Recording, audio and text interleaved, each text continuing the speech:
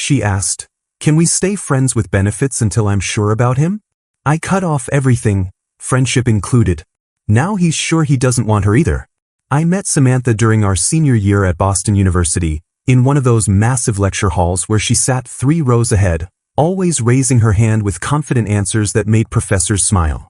I was grinding through my civil engineering degree, spending nights in the lab testing concrete samples and designing bridge models, while she breezed through communications courses with dreams of becoming the next big broadcast journalist.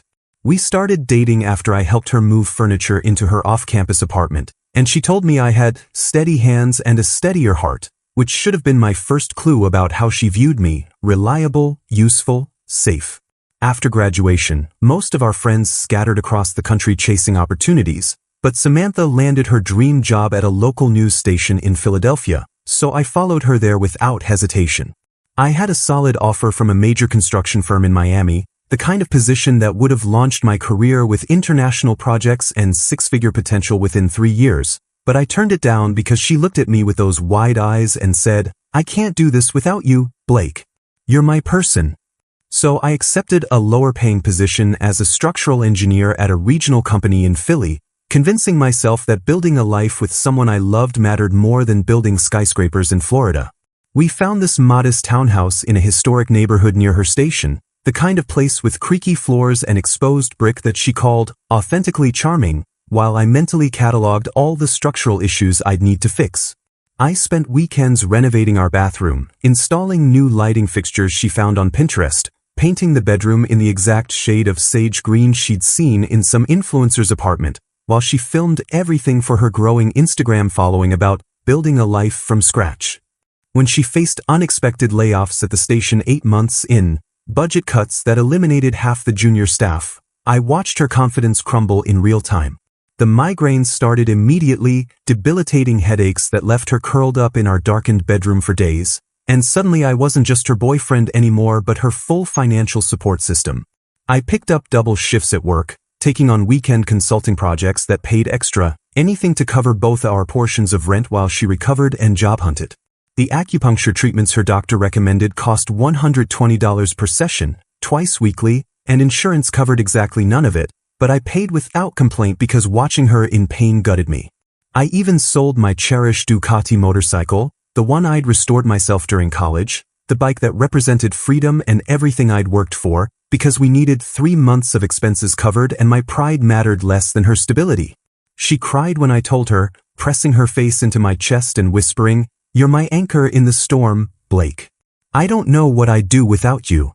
Those words became my mantra, the thing I repeated to myself during 60-hour work weeks and lonely evenings when she was too stressed to even talk. I believed we were building something unshakable, a partnership where sacrifices were temporary investments in our shared future. While she scrolled through job listings with increasing desperation, I was secretly meeting with a local jeweler, designing an engagement ring with a princess-cut diamond and custom engraving that read, "My Anchor," on the inside band. I'd opened a separate savings account she didn't know about, transferring $200 every paycheck, planning elaborate surprise dates for after she landed her next position, maybe a weekend in the Poconos, or that rooftop restaurant she'd mentioned wanting to try. I even practiced the proposal speech in my truck during lunch breaks, imagining her surprised face, her happy tears, the moment she'd realized that every hardship we'd endured had only made us stronger. Looking back now, I can see how pathetically naive I was, mistaking her dependence for devotion, her gratitude for love, her "you're my anchor" for "you're my choice." I was so busy being her stability that I never noticed she was already scanning the horizon for something more exciting to chase, someone who represented adventure instead of security, passion instead of consistency. But I didn't know that yet. I was still the devoted boyfriend, working myself to exhaustion, selling my possessions, planning our future, completely blind to the fact that she was already planning her exit strategy while I was planning forever. Samantha landed a better position at a digital media company about 4 months after the layoff, and I genuinely celebrated with her, taking her to that expensive steakhouse downtown and toasting to her resilience and new beginnings. The job seemed perfect initially, better pay, creative freedom, opportunities to build her personal brand, but something shifted in her almost immediately, like she'd been handed permission to become someone entirely different. She became obsessed with creating content for TikTok and Instagram, constantly filming herself talking about authentic living and finding your truth, while our actual life together grew increasingly hollow and performative. I'd come home exhausted from inspecting construction sites to find her setting up ring lights in our living room, recording the same 30-second video 12 different ways, asking me to be quiet because my footsteps were ruining her audio.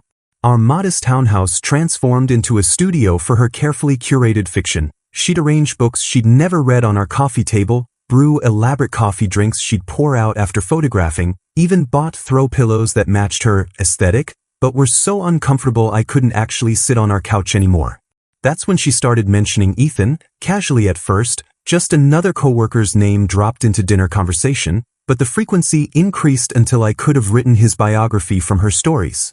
He was a creative director at a partnering advertising agency, apparently some hotshot who'd worked on campaigns for major brands, and Samantha described his rock climbing adventures in Colorado with this wistful tone that made my stomach clench. She showed me his Instagram profile one night, scrolling through photos of him dangling from cliff faces and posing in front of mountain vistas, saying, "This is the kind of person who really lives, you know? Not just exists." I looked at the screen, then at her, wondering what that made me. Someone who just existed, apparently, in my work boots and safety vest, building actual infrastructure while he took selfies on mountains. The physical changes started subtly enough that I convinced myself I was being paranoid. But engineers are trained to notice patterns and structural shifts, and Samantha was exhibiting both. She began wearing more makeup to work, the kind of dramatic contouring and highlighting she'd only done for special occasions before, and her morning routine extended from 20 minutes to over an hour of precision application. Her wardrobe transformed into expensive athleisure clothing, $120 leggings, $80 sports bras, designer sneakers that cost more than my work boots, purchases she definitely couldn't afford on her new salary but somehow kept appearing in our closet.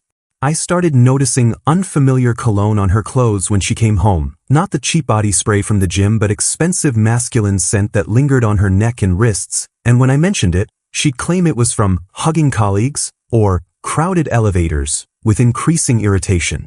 The networking brunches started innocently enough. Sunday mornings she claimed were essential for building industry connections, but they began stretching into afternoons, then evenings, and once she didn't come home until almost midnight, stumbling in with flushed cheeks and elaborate explanations about spontaneous team gatherings.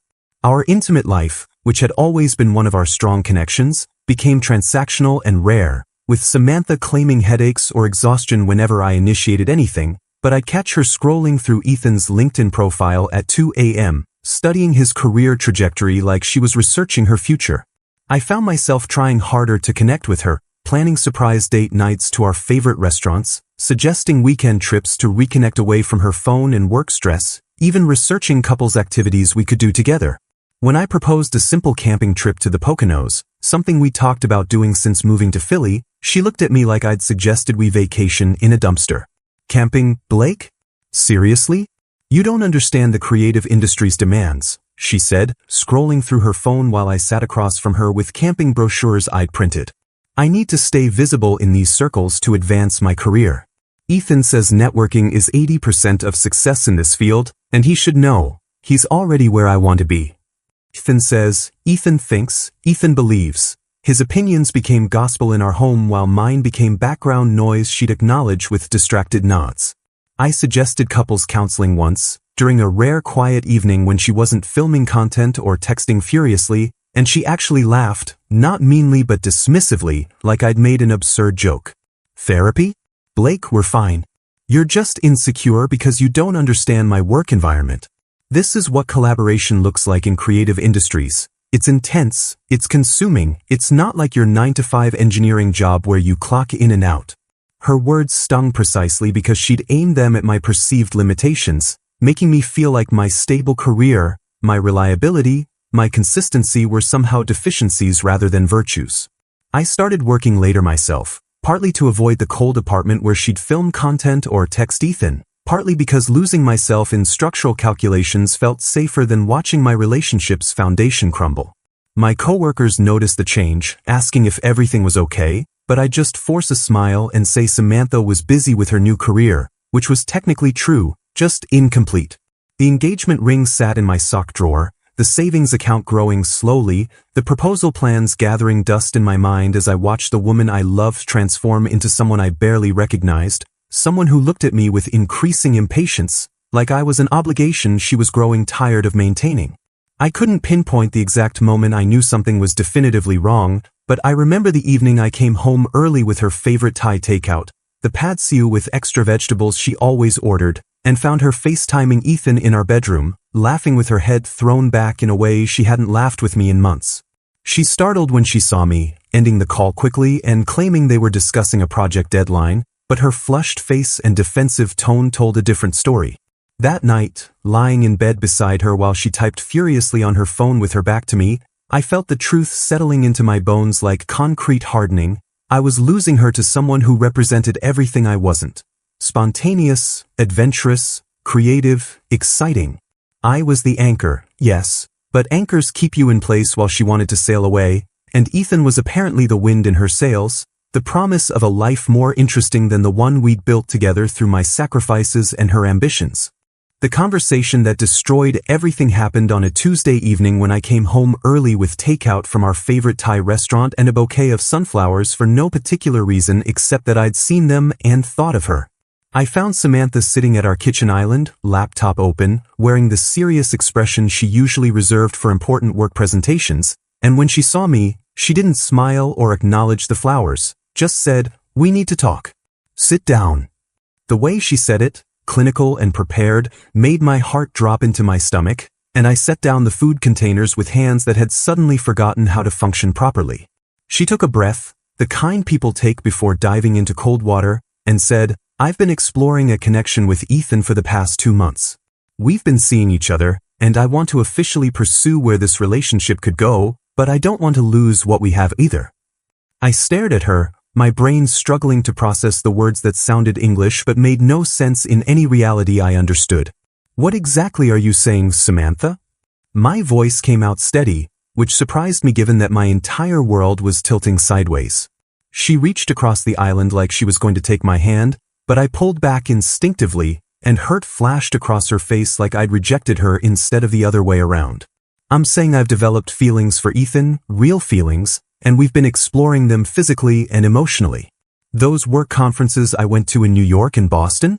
I was actually at boutique hotels with him, and before you get angry, this is me being honest with you, which is more than most people would do."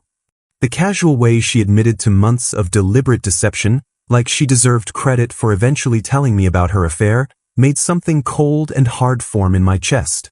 "You've been cheating on me for 2 months and you want congratulations for finally admitting it?" I asked, and she actually rolled her eyes, like I was being dramatic and missing her point entirely. "That's such a limiting way to view this, Blake. I want to officially see where things go with Ethan, but that doesn't mean we have to end what we have. You could be my emotional support person, we could still have our physical connection, maintain the comfort and stability we've built. It's called being progressive and honest instead of clinging to outdated monogamous expectations that don't serve anyone."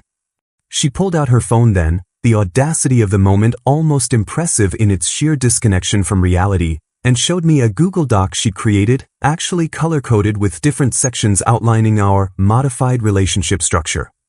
There were scheduled nights when she'd stay with me versus nights she'd be with Ethan, guidelines for communication and boundaries, even a section about how we could all eventually become friends and maybe take trips together. I scrolled through the document with numb fingers, seeing my life reduced to a spreadsheet where I was categorized as primary emotional support, while Ethan was listed as primary romantic interest, like we were job positions she was delegating responsibilities between. "This is insane," I finally said, pushing the phone back across the island. "You can't seriously expect me to agree to this." Her face hardened, the vulnerable expression disappearing behind irritation and entitlement. "Why not? Lots of people have polyamorous arrangements. There are entire podcasts about this, articles in major publications. You're being closed-minded because you're scared of losing me, but this way, you don't have to. You get to keep me in your life, just in a different capacity." The way she phrased it, like she was doing me a favor, like I should be grateful for the opportunity to watch her build a life with someone else while I provided emotional labor and physical comfort on her schedule, made me realize I'd never actually known this person at all. What about what I want? I asked, and she looked genuinely confused, like my wants were irrelevant variables in her carefully calculated equation. You want me to be happy, don't you? This makes me happy, Blake. Ethan makes me feel alive in ways I haven't felt in years. He's spontaneous and passionate, and he sees possibilities everywhere. With you, everything is so planned and measured and safe. I need both. I need his fire and your stability. She was actually smiling now, warming to her pitch like a salesperson who'd found the right angle. Think about it, you'd still get to live with me, we'd share Netflix, and you could keep your gaming console here. I'd even be okay with you seeing other people casually, as long as they understood I'm your primary partner. This could work, Blake. We could be pioneers in modern relationships. I sat there absorbing the full scope of her proposal, the months of planning she'd put into this PowerPoint presentation of how to have her cake and eat it too, and something inside me just broke. Not shattered dramatically, but cleanly snapped, like a support beam finally giving way under too much weight. Every sacrifice I'd made flashed through my mind in rapid succession, turning down Miami, selling my motorcycle, working double shifts, missing my brother's destination wedding in Mexico because we couldn't afford my flight after her layoff, hundreds of small moments where I'd chosen her needs over mine because I believed we were building something together. You're offering me Netflix access and gaming console storage as compensation for watching you fuck another man while using me as your emotional dumping ground, I said, and she winced at my language, like the crude words were the problem instead of the obscene situation she was proposing. When you put it like that, you make it sound terrible, she protested, but I stood up, my chair scraping against the floor with a sound that felt final. I looked at her sitting there with her color-coded Google Doc and her progressive relationship theories and her complete lack of understanding about what she'd just destroyed, and I felt nothing but tired disappointment for who she'd become, or maybe who she'd always been beneath the performance. This is who you are? I asked, not really expecting an answer. Someone who plans a double life in spreadsheets and calls it honesty? Who thinks accessories and streaming services are fair trade for loyalty and respect?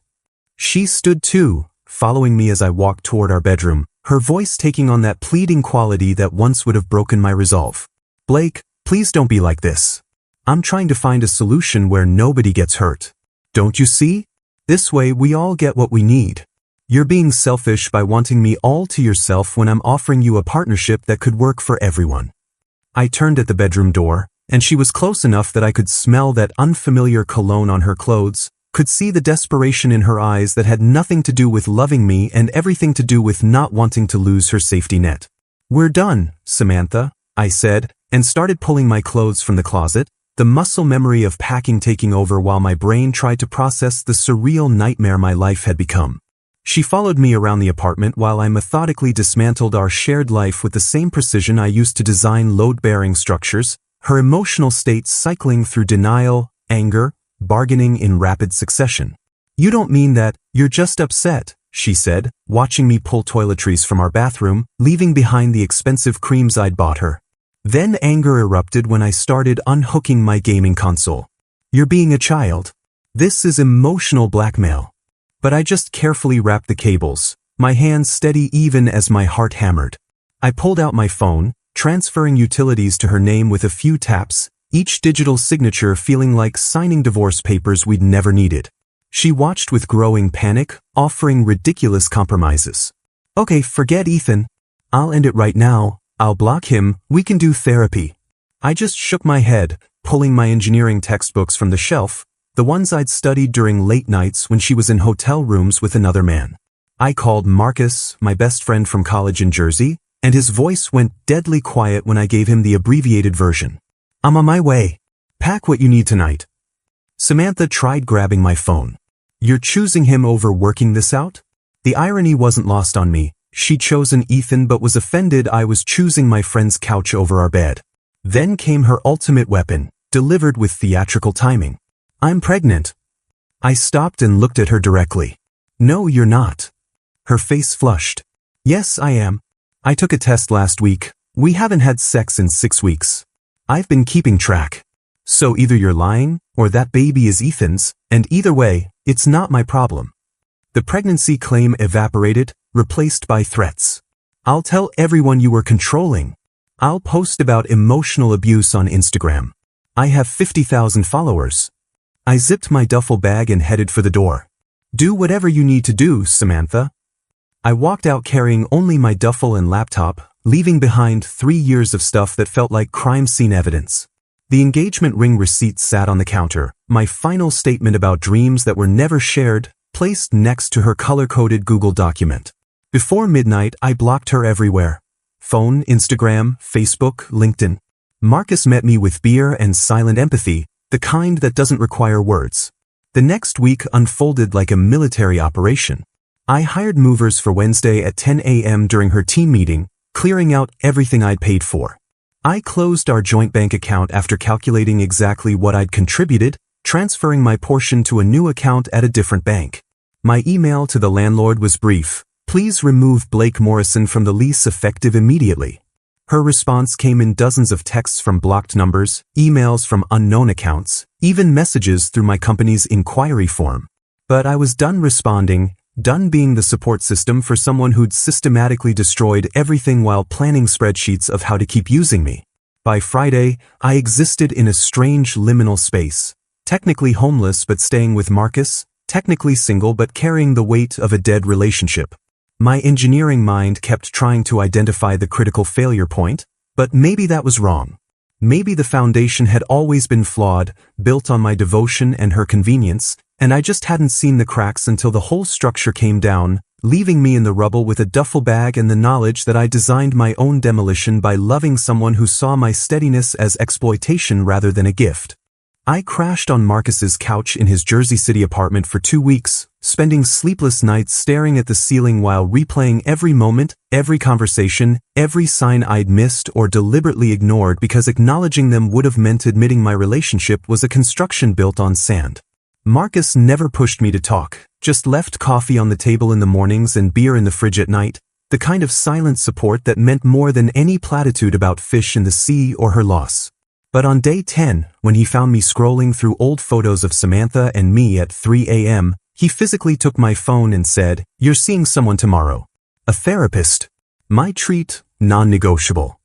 Dr. Patricia Chen specialized in betrayal trauma, and during our first session, she asked me to describe what I'd lost, and I broke down describing not just Samantha but the future I'd imagined, the wedding I'd planned in my head, the children's names I'd considered, the life I'd built in blueprints that would never be constructed. She listened without judgment, then said something that shifted my perspective. "You're mourning the death of your investment, Blake. That's valid.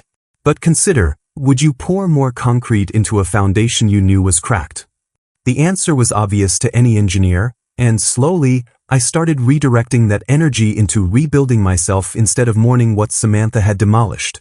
I threw myself into work with renewed focus, volunteering for the challenging infrastructure projects I'd previously avoided because they required travel or overtime that would have conflicted with Samantha's needs and schedule. There was a bridge renovation in Reading that needed structural assessment, a shopping complex foundation in Allentown with critical issues, a highway overpass project that required weekend site visits. I took them all, losing myself in calculations and load assessments where the only variables were mathematical and predictable. My supervisor, Tom Chen, noticed the change immediately, calling me into his office after I'd submitted my third major project proposal in 2 weeks. "Blake, whatever's going on in your personal life, I'm sorry, but professionally? This is the engineer I hired 3 years ago. The one who was hungry and brilliant before he got comfortable." He paused, choosing words carefully. "We're expanding the Austin office, need a senior structural engineer to lead the team. It's yours if you want it, 20% raise, relocation package, chance to build something from the ground up.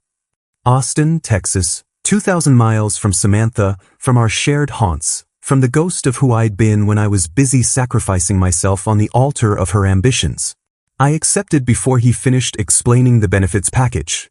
The physical transformation began deliberately, a reconstruction project with myself as the subject. I joined an early morning running group that met at 5:30 a.m. in Liberty State Park, pushing my body until my mind was too exhausted to replay conversations or wonder what Samantha was doing with Ethan. The runners were a mix of professionals and retirees, and nobody asked about my story. They just ran beside me through the pre-dawn darkness, their presence a reminder that forward motion was possible even when your legs burned and your lungs screamed. I cut my hair into a sharper style, shorter on the sides with enough length on top to look intentionally styled rather than accidentally disheveled, and the barber commented that I looked 10 years younger without the stress weight I'd been carrying in my face. My wardrobe underwent complete renovation. I donated everything Samantha had influenced me to buy, all the safe neutral colors she preferred, and rebuilt with clothes that felt like me, structured button-downs in deep blues and charcoals, well-fitted jeans that actually looked intentional, a leather jacket I'd wanted for years but never bought because she said it was too edgy for your personality. I even took an improv comedy class at a community theater in Hoboken, forcing myself to be spontaneous and vulnerable in front of strangers, learning to laugh at my own awkwardness and embrace uncertainty as creative opportunity rather than structural failure. The class was full of weirdos and theater kids and people comfortable with chaos, and their energy was infectious. I discovered I could be funny when I stopped trying to be perfect, that my analytical mind could generate humor when I let it play instead of just calculate. During therapy, Dr. Chen helped me process how Samantha had weaponized my reliability, treating my consistency as boring rather than valuable, my planning as controlling rather than caring, my stability as a given rather than a gift I chose to give. We talked about patterns from my childhood, being the eldest son of working-class parents who relied on me to be responsible while my younger siblings got to be spontaneous and carefree. I'd learned early that love meant sacrifice, that being needed was the same as being wanted, that my worth was tied to my usefulness. Blake, Dr. Chen said during our 6th session, you built your entire identity around being someone's foundation. But foundations don't get appreciated until they crack. You deserve someone who values you while you're strong, not just needs you when they're falling apart. The words hit like a revelation, and I started recognizing how many relationships I'd approached as engineering problems to solve rather than partnerships to enjoy. Mutual acquaintances started reaching out with careful questions about the breakup, fishing for details they could share in group chats or use to pick sides in a drama I'd already exited. I maintained dignified silence, responding with simple, "We wanted different things," when pressed, refusing to engage in the narrative warfare Samantha was apparently waging across social media. Through Marcus, I heard she was posting cryptic quotes about toxic masculinity and men who couldn't handle successful women, painting herself as the victim of my insecurity rather than the architect of her own betrayal. Her friends left comments about dodging bullets and knowing your worth, creating an alternative history where I was the villain who couldn't appreciate her growth. Let them believe it, I decided. People who knew me would see through the performance, and people who didn't weren't worth correcting. I focused on becoming someone I respected rather than defending myself to people whose opinions didn't matter. The truth about Ethan came through Marcus about 6 weeks after I'd walked out, delivered with the kind of gleeful schadenfreude that only best friends can properly execute when karma finally shows up to collect debts. "Bro, you need to sit down for this," Marcus said, pouring us both whiskey even though it was Tuesday afternoon. Ethan was dating 2 other women the entire time he was with Samantha, one from his actual company, another from a client firm. Treated all 3 like casual flings, rotating through them based on his travel schedule and whatever suited his convenience. I took a slow sip, letting the burn distract from the vindication I felt. How'd Samantha find out? She showed up at his loft unannounced last Friday night with an overnight bag and expectations of exclusivity, found him with the client firm girl, and apparently lost her mind. Ethan literally laughed in her face, called building security to escort her out, then blocked her number while she was still in the elevator.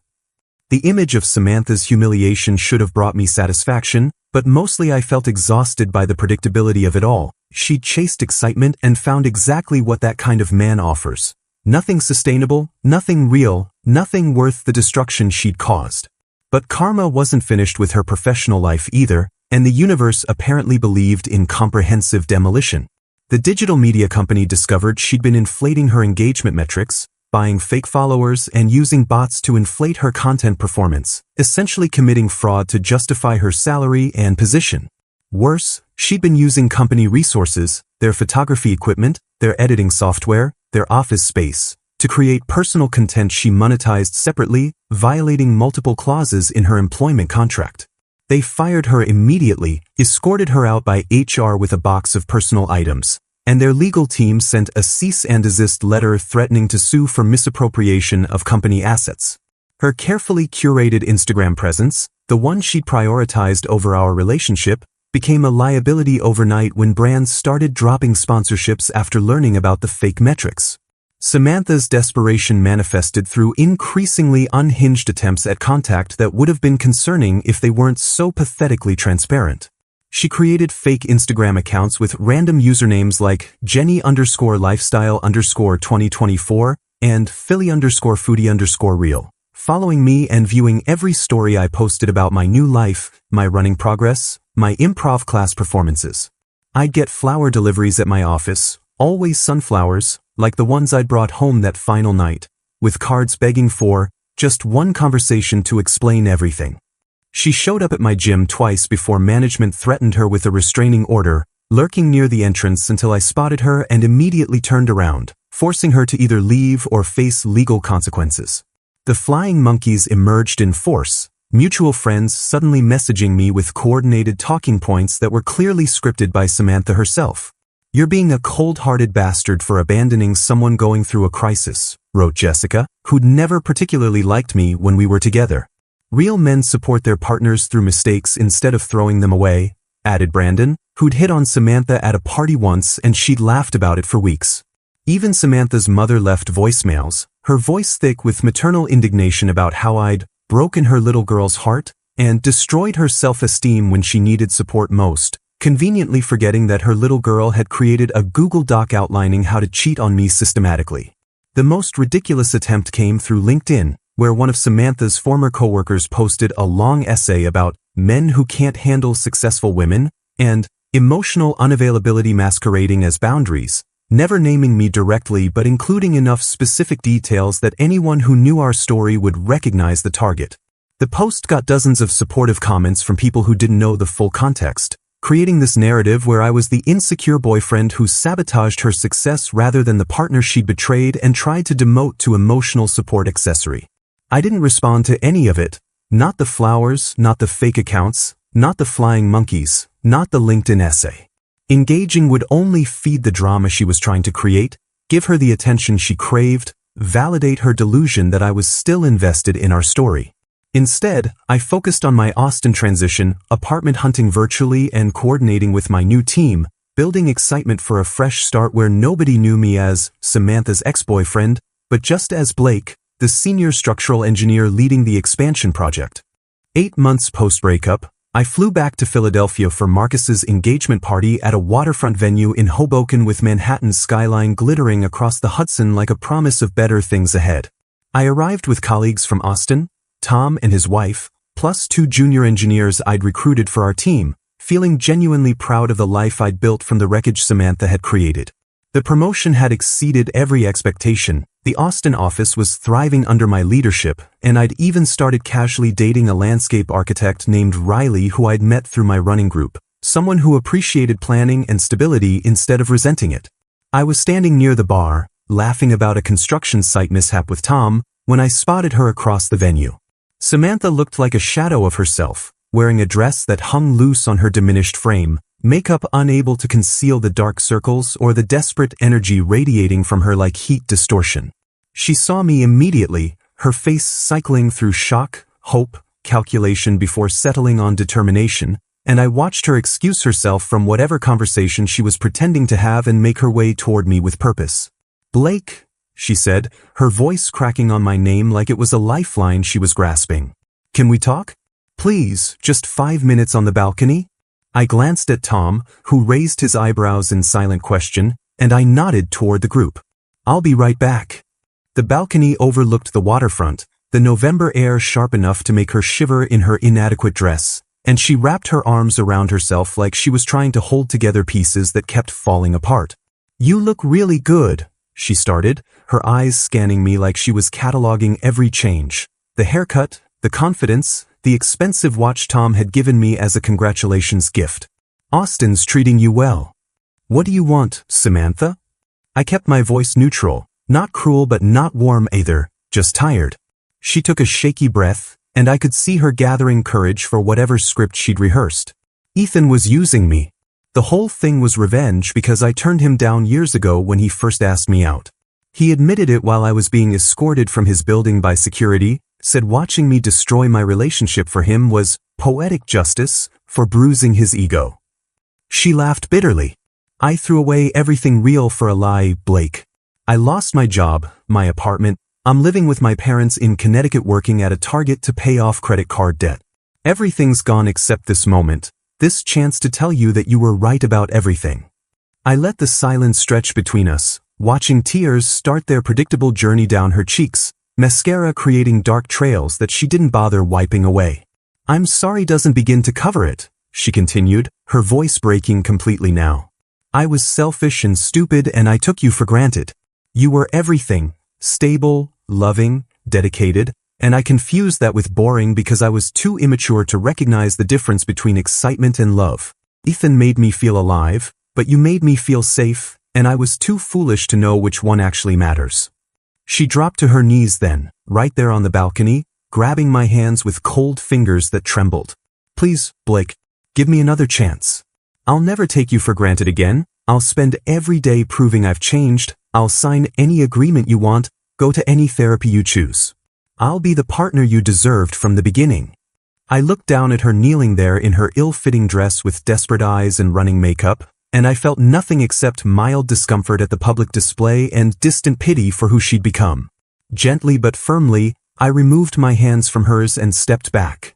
Samantha, you wanted the benefits without the commitment. I chose to give you neither, and that decision gave me back my self-respect. Her face crumbled, hope dying in real time. That's it? After everything we had, everything we could still have, that's all you have to say? What we had was me sacrificing while you took.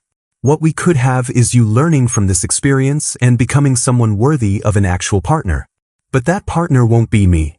I turned to walk back inside, then paused at the door. And for the record, you didn't throw away stability for excitement. You threw away someone who loved you for someone who used you. There's a difference. I left her there on the balcony, crumbling against the railing with sobs that probably looked dramatic against the Manhattan skyline, and I walked back to my colleagues, to my new life, without looking back.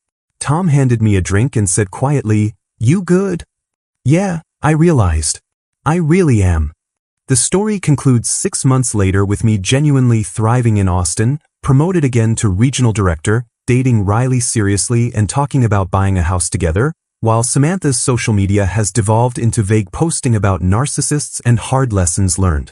According to Marcus, she's still with her parents, still working retail, her dreams of broadcast journalism and influencer fame buried under the consequences of choices she made when she valued flash over substance, excitement over devotion, possibilities over commitments.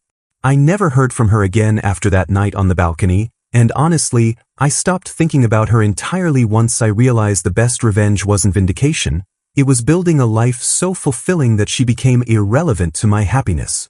Riley and I closed on a house last month, and as I signed the mortgage papers with someone who actually wants to build a future with me rather than just use me as their foundation while they explore other options, I felt grateful for Samantha's betrayal. She taught me exactly what I don't want, showed me the warning signs I'll never ignore again, and freed me to find someone who sees my reliability as a feature rather than a flaw, my planning as partnership rather than control, my consistency as the rare gift it actually is.